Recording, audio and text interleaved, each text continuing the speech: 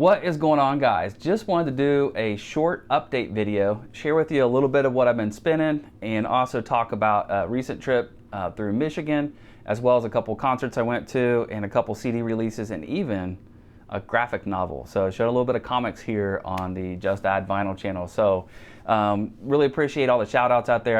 I was just really kind of blown away by some of the different shout outs from some of my favorite VC members out there. So really appreciate those shout outs. Keep it going, guys. Watching tons of videos. I don't have any time to make videos because you guys keep making them, but that's a good problem to have. So keep up on watching as much as you can. Keep doing those uploads. Great community, going strong, always changing, but that's just fine. Ann Arbor. So went up through to Michigan, had a family vacation, but I was able to stop in Ann Arbor, Michigan and visit two record stores, Encore Records and Wazoo Records. Ended up getting that interview for record stores across America at Wazoo Records, so really appreciate that, John. Didn't find too much at Encore, and also couldn't land an interview there, so I didn't spend a lot of time. So I ended up ordering this online. This is the Ann Arbor Blues and Jazz Festival 1972. This is the classic pressing.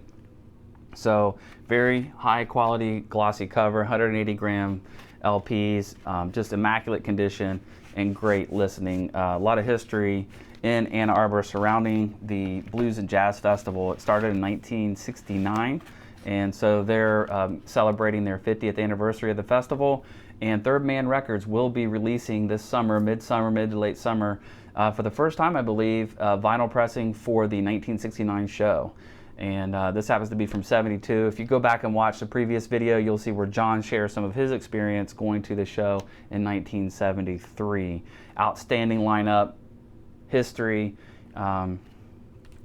just really solid. Highly recommend this LP if you can find it. So really good time hitting those two record shops. Wish I could do some more.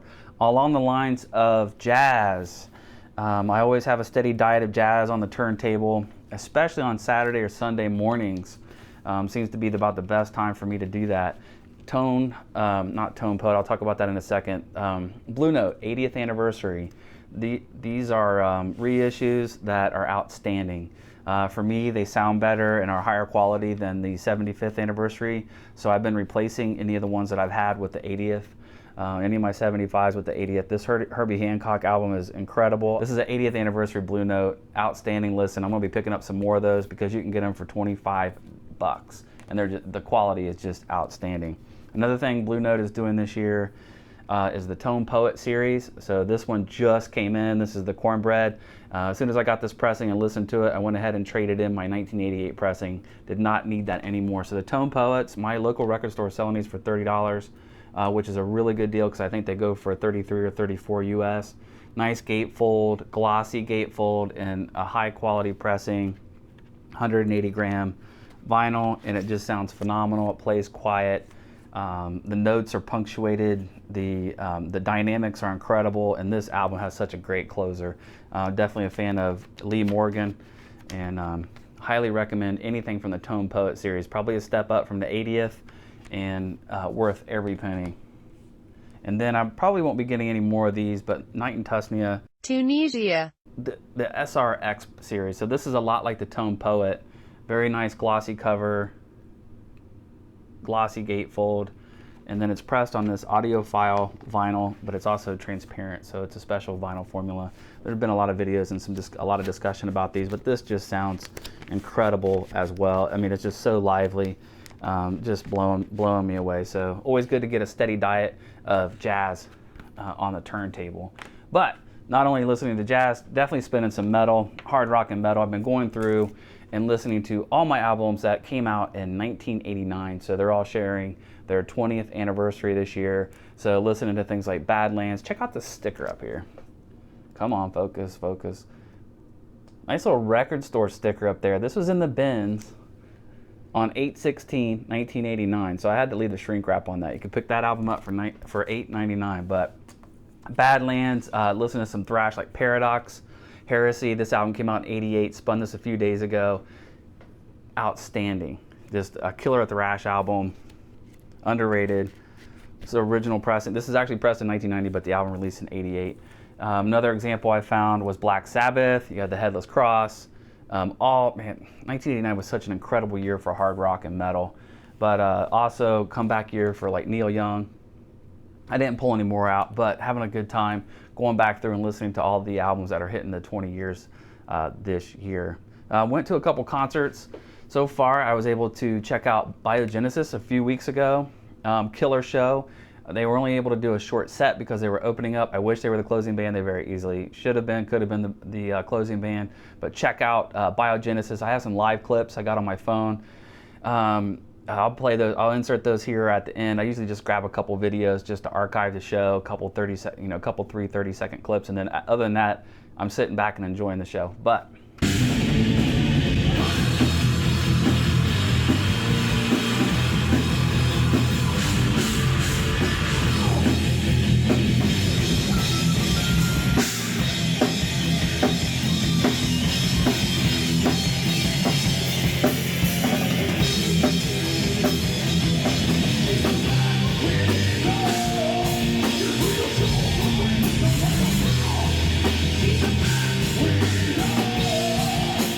BioGensis, you can check this out on Rocks Records and pick that CD up. Highly recommend those guys. Vance, VK, I got some VCLT from Vance out in Chicago. His channel name is Zetpearl. You can check out the link below. But he sent me this Maelstrom.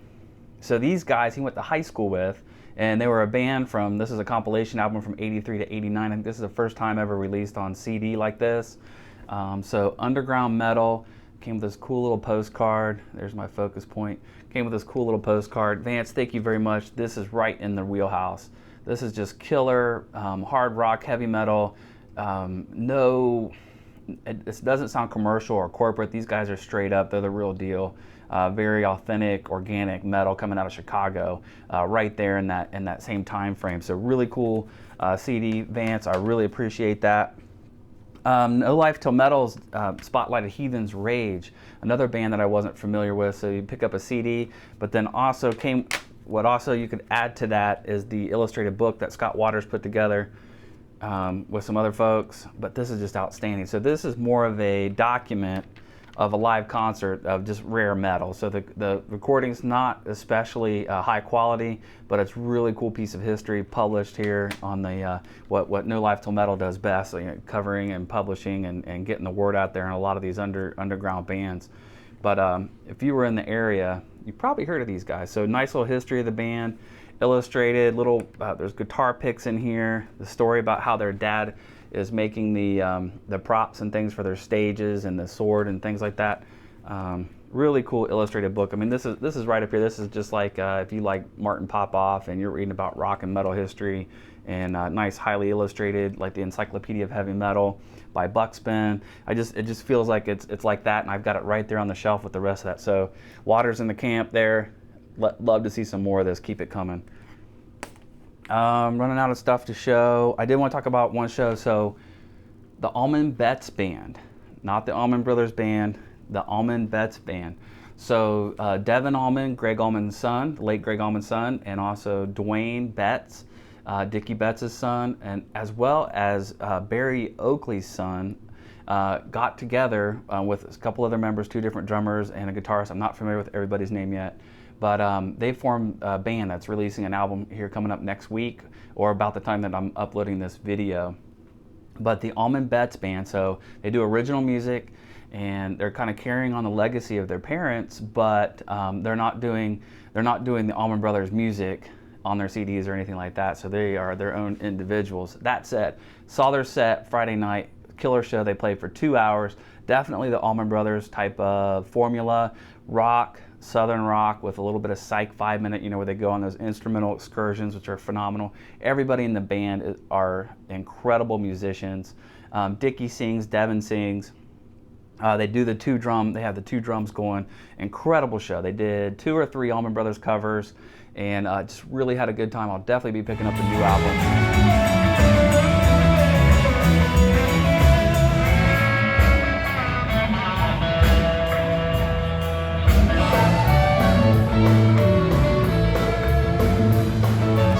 Outstanding time at that concert. Highly recommend catching them if you can see them, if they're coming into a local venue near you. If you like the Allman Brothers, you'll like the Allman Betts Band.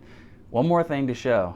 Never shown comics before on my channel, and you know, a lot of people are doing it right now. I'm not into comics. I used to collect. I sold off my collection. I have no intention on getting back into it, but Farley highly recommended The Sheriff of Babylon by Tom King, and he really sold me on it. I do like graphic novels, Frank Miller and those kind of things. The Watchmen, I have, you know, I still remember reading that as a graphic novel form when I was a teenager, and picked this up, did not regret it. This is like reading, or I had the same experience reading this as I did enjoying like a Showtime or HBO series, like the Showtime series Homeland. It's really right in that vein where it's dark, sensitive subject matter, great storytelling, great character building, and you just sit back and enjoy. So this is the first time I've read a comic or a graphic novel in a very long time. Farley, thanks for the tip on this. Really enjoyed this.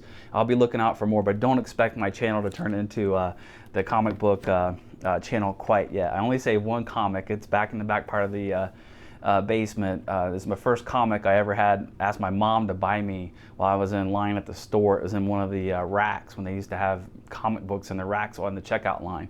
And still saved that one and sold most of my other ones. So, oh yeah, just one quick thing here before I hit the stop button. If you like to turn pages on physical books, check this out. I'm a big Beastie Boys fan. Checking out the Beastie Boys book. I felt like I thought I was more than halfway through with the book. No, about 30%.